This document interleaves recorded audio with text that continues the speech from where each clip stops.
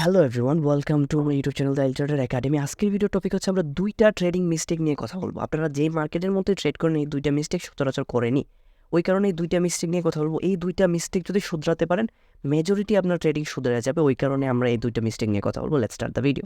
প্রথম যে মিস্টেক ওইটা হচ্ছে ডোন্ট ট্রাস্ট ইউর সেলফ, মানে আপনি আপনার নিজের উপর বিশ্বাস করতে পারতেছেন না। এক্সাম্পল স্বরূপ, আপনি একটা কয়েনের মধ্যে আজকে ট্রেড নিয়েছেন, কয়েনটার দাম $100। সো আপনি কী করছেন, লং করছেন, বাট আপনি দেখছেন যে না, গ্রুপের মধ্যে বা কেউ বলতেছে যে এটা শর্ট যাবে, আপনি আপনার উপর ওই রকম বিশ্বাস করতে পারতেছেন না।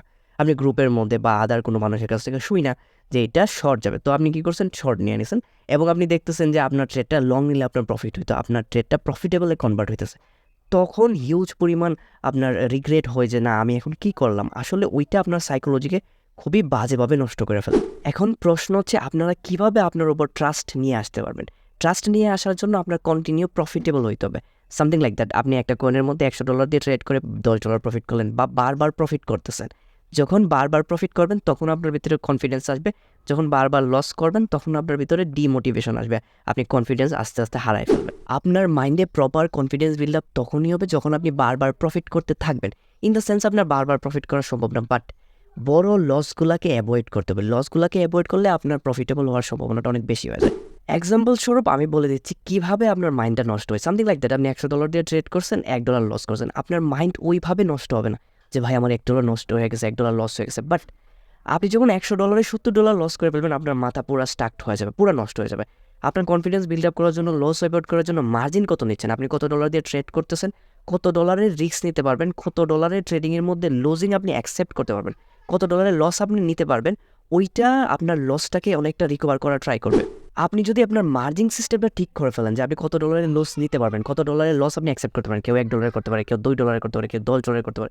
ট্রেডিংয়ের মধ্যে লস যাবে, যখন আপনার মার্জিনটা প্রপার সেট আপ করতে পারবেন, আপনি কত ডলারের ট্রেড করবেন এবং কত ডলারের লস আপনি টেক করতে পারবেন, কত ডলারের লস আপনি নিতে পারবেন, তখন আপনার ট্রেডের প্রতি কনফিডেন্স এসে যাবে এবং আপনি লসটা করলে আপনার মাইন্ডটা ওইভাবে নষ্ট হবে না। 2 নাম্বার যে মিস্টেকটা আমরা সচরাচর করে থাকি ওইটা হচ্ছে ওভার ট্রেডিং। ওভার ট্রেডিং আমরা সবাই করে থাকি, ডেইলি 20টা 30টা 40টা পর্যন্ত ট্রেড নিয়ে আনি।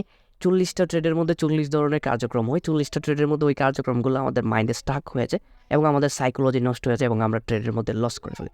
ওই কারণে ওভার ট্রেডিং না করে 2টা বা 3টা ট্রেড করা সর্বোচ্চ বেটার, যে 2টা বা 3টা ট্রেড নিয়ে সারাদিন আপনি চিন্তা করতে পারেন যে কী করছেন কী না।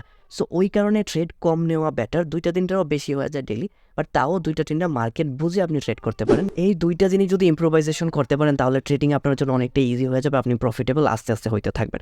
আমার চ্যানেলটা ছোটো, অবশ্যই সাবস্ক্রাইব করে দিন, পেজটার মধ্যে লাইক দিয়ে দিন। ট্রেডিং শিখতে চাইলে আমার চ্যানেলটার মধ্যে সবগুলো ভিডিও দেখতে পারেন, ইন ফিউচার আরও ভিডিও আসবে, ওইগুলো দেখতে পারেন। আর ট্রেডিং শিখতে চাইলে অবশ্যই আমার টেলিগ্রামের মধ্যে জয়েন করবেন, link in the description. Thank you so much for watching this video.